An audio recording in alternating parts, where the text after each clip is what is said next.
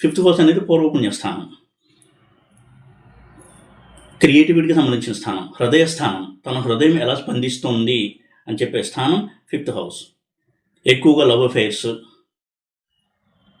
వయసులో ఉన్నటువంటి అమ్మాయి అబ్బాయి ఒకరినొకరిని ఇష్టపడము, ఆకర్షణకి లోనవడము, ఇవన్నీ సూచించే హౌస్ ఫిఫ్త్ హౌస్. ఇందులో కనుక క్రూరగ్రహాలు, పాపగ్రహాలు, రాహువు, కేతు ఇటువంటి గ్రహాలు ఉంటే వాటికి ఆకర్షణ అనేది ఏర్పడుతుంది. అయితే దానివల్ల వివాహం కావచ్చు, కాకపోవచ్చు. ఒకవేళ వివాహమైనా సస్టైన్ అవుతుందా లేదా, నిలబడుతుందా లేదా అనేది కూడా మనం చెక్ చేయాల్సి ఉంటుంది.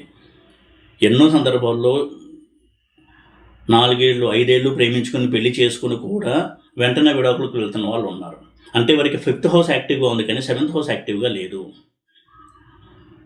అంటే పూర్వజన్మ రుణం అనేది వారిద్దరినీ కలిపింది.